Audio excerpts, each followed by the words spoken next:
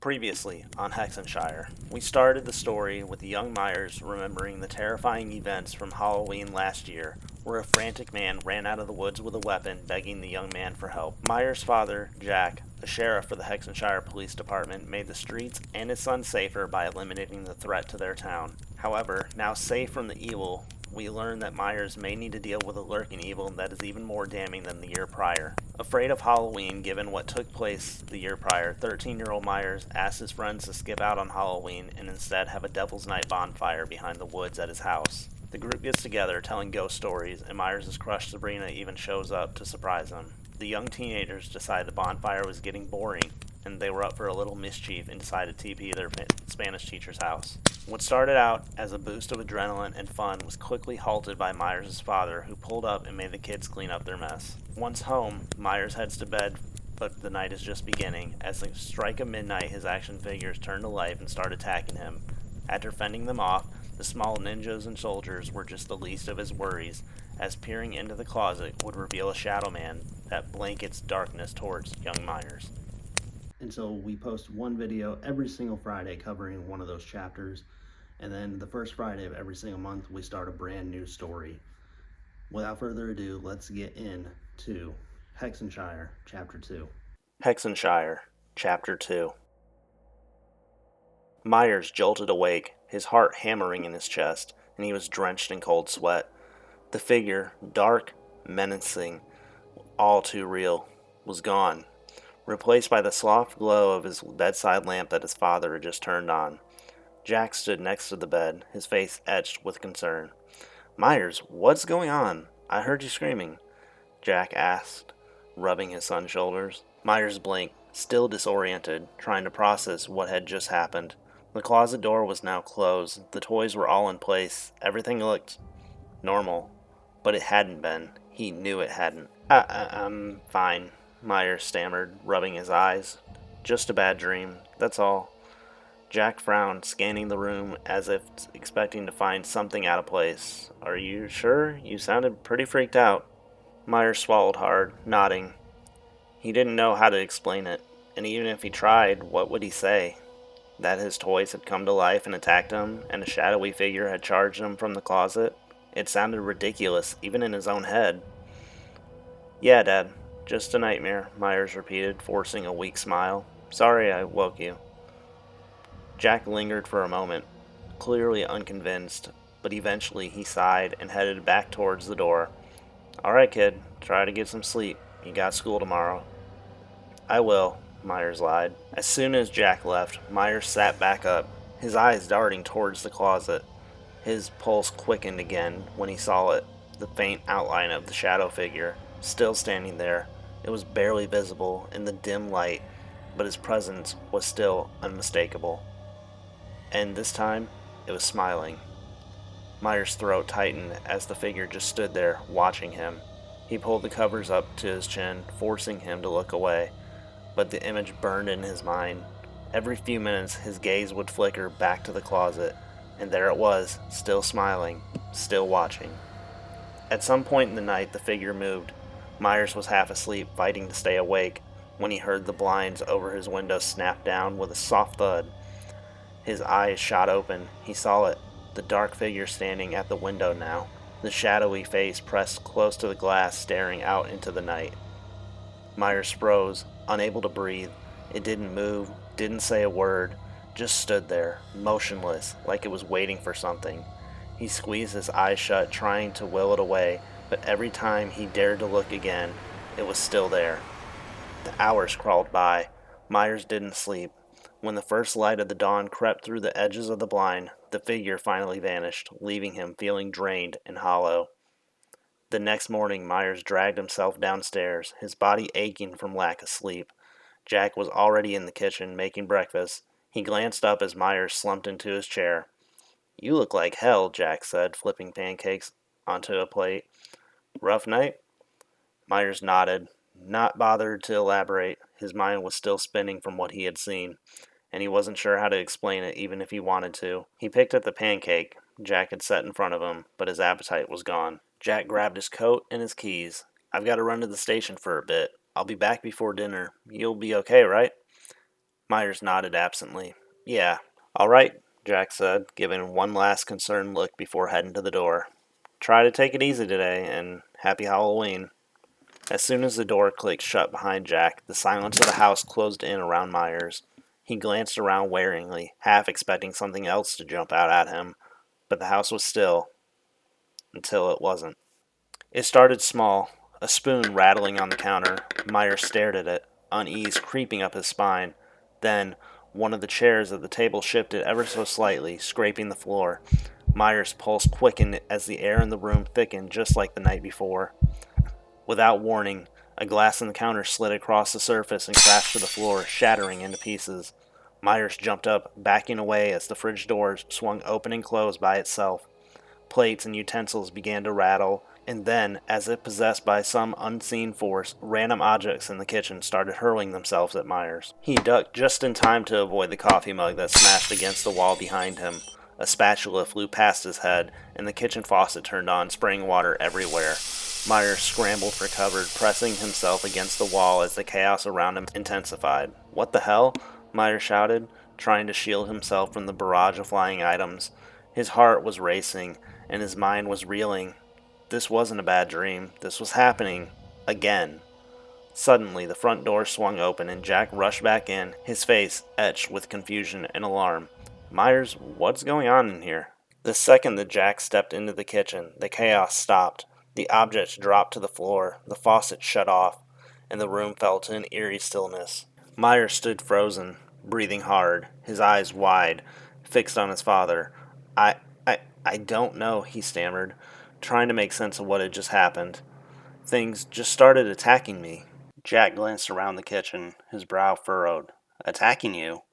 He didn't sound convinced, and Myers couldn't blame him. There were broken dishes and water everywhere, but no sign of what had caused the mess. It happened last night, too, Myers said quietly, his voice shaken. They're not right. Jack sighed, rubbing his hands over his face. He looked tired, worn down by everything. Look, Myers, maybe you just need some more sleep.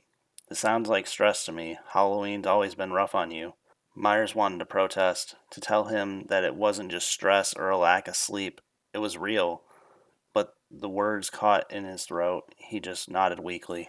Jack gave him a long nod, then shook his head. Just clean this up, all right? I gotta get going. We'll talk later. With that, he turned and left again, leaving Myers alone in the quiet Rhett kitchen. But even as Myers began to clean up, he could still feel it. The presence lurking just out of sight. That figure, smiling, watching, waiting. Myers couldn't shake the unsettling events from the night before or the bizarre attack in the kitchen.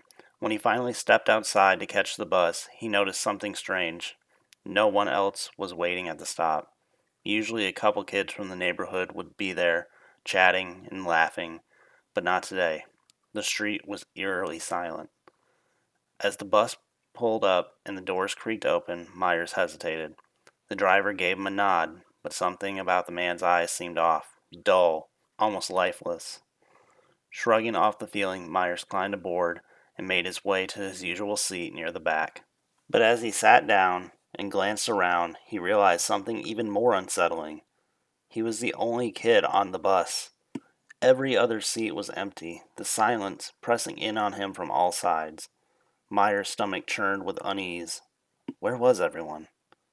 The bus pulled away from the curb, and as it rumbled down the street, Myers felt a chill settle over him. He tried to distract himself, staring out the window, but the world outside seemed oddly distorted, like a dream where everything was just a little off. As the bus drove on, the temperature seemed to drop, and the dim morning light outside grew darker, almost like twilight. Myers' breath came in shallow gasps as he noticed the condensation forming on the window. He could see his reflection staring back at him, pale, wide-eyed, terrified.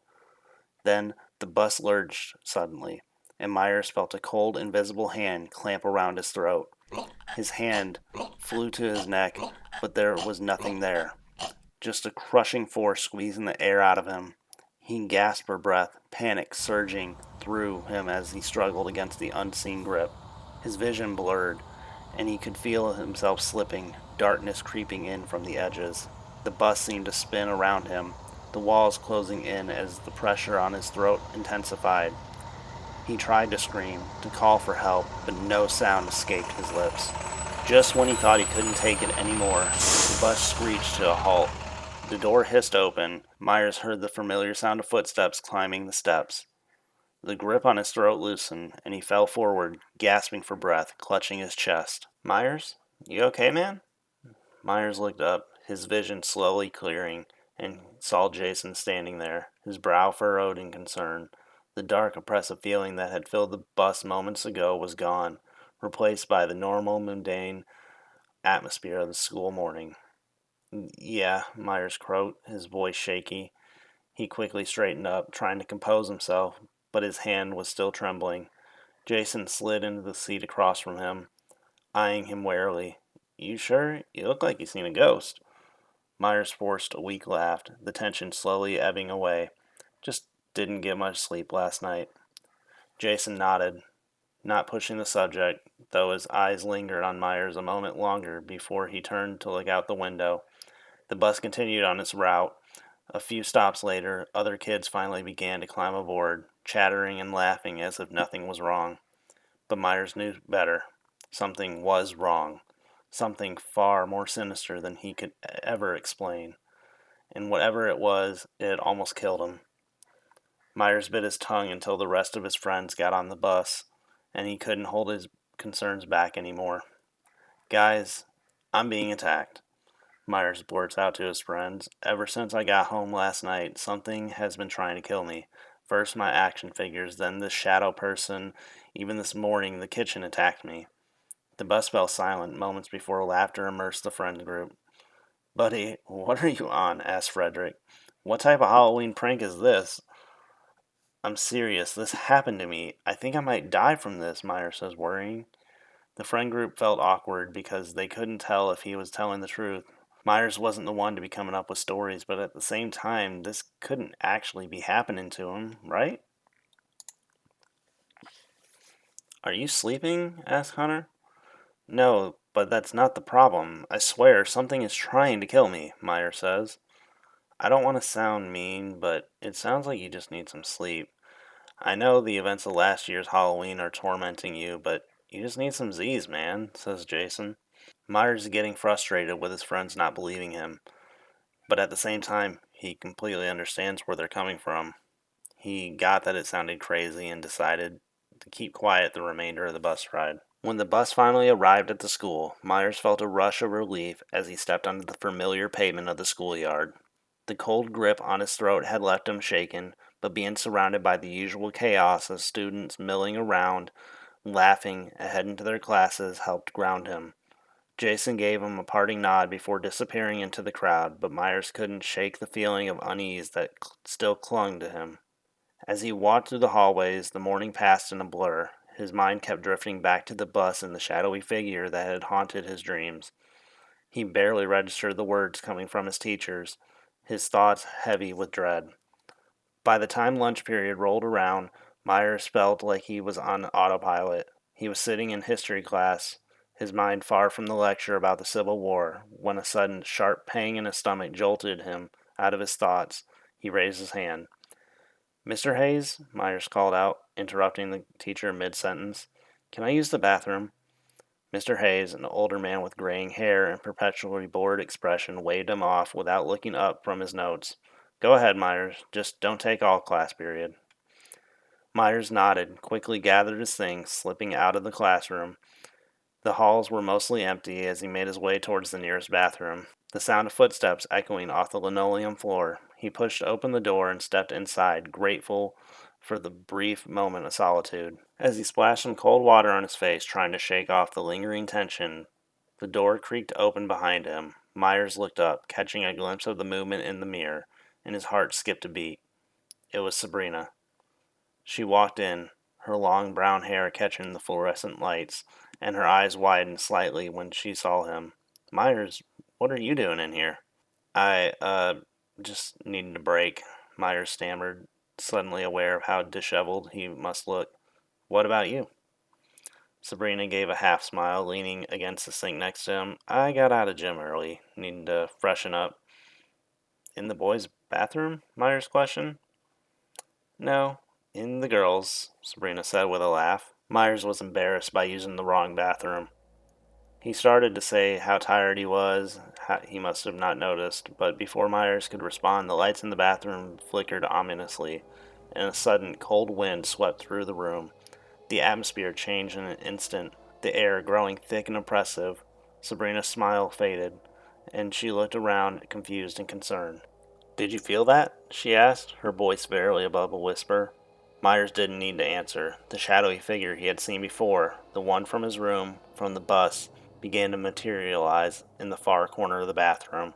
It was just a faint outline at first, smudged of darkness against the tiled walls, but it quickly grew, taking on more of a defined shape. Myers, what is that?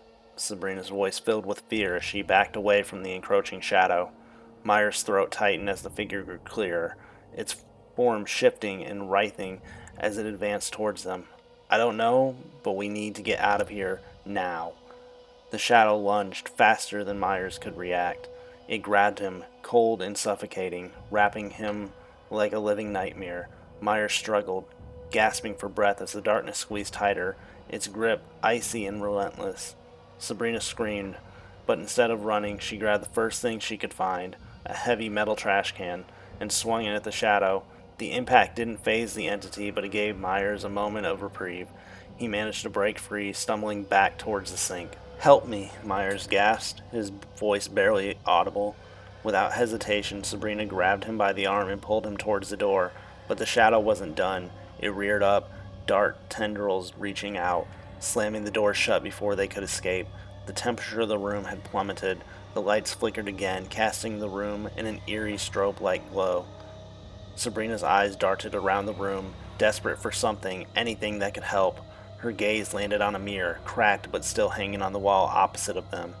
Without thinking, she grabbed Myers and dragged him towards it. The mirror, she shouted. Maybe it can't stand the light. Reflection, something, I don't know. Myers didn't understand what she meant, but he followed her lead, turning to face the mirror. As they did, the shadow hesitated, its form wavering as if it were confused. Come on, you ugly freak, Sabrina shouted. The duo grabbed the edge of the mirror and tilted it so the light from the overhead fixtures reflected directly onto the shadow. The effect was immediate. The shadow recoiled, its form distorting and shrinking under the harsh glare. Myers watched in astonishment as the darkness began to retreat, its hold on the room weakening. It's working, Myers shouted, his voice filled with a mixture of relief and disbelief. But the shadow wasn't done yet. It let out a low growl, a sound that seemed to reverberate through the walls. It surged forward one last time, but they held the mirror steady, the light pushing back until, with a final hiss, it vanished, dissolving into nothingness. The room fell silent, the oppressive atmosphere lifting as if a storm had just passed. Sabrina let out a shaky breath, lowering the mirror and leaning heavily against the sink. Myers stood there, his heart still racing, trying to process what had just happened. He looked at Sabrina, who was pale but composed, and managed a weak smile. Thanks. I don't know what that was, but thanks. Sabrina gave him a small, nervous laugh. No problem, but you owe me an explanation. A real one. Myers nodded, knowing she deserved that much, but for now, all he could do was nod and try to catch his breath, still reeling from the encounter. Let's get out of here, Sabrina said, glancing around the now normal bathroom. I don't think I ever want to see this place again. Myers couldn't agree more. As they walked out together, he couldn't help but feel a strange mixture of fear and relief. Whatever had attacked him wasn't gone for good, but he knew that much. But at least for now, he wasn't facing it alone. They left the bathroom, and Myers explained everything that had happened since last night. Relief was given to him as he finally had someone that believed him. But what would happen next? Was the shadow person gone? Was he free from the evil? Unfortunately, this would just be the beginning. That is the end of chapter 2. I hope that you guys did enjoy. If you did, please be sure to click that like button, hit the subscribe button, and comment your favorite part of the video. So, We may be halfway through Hexenshire, but I'm promising you, we're just getting started. So that'll be all for this week. We'll be back next week, 9 Eastern, 8 Central, 6 Pacific for Chapter 3. But for now, I must bid you adieu. Thank you for spending a little bit of your Friday evening with me.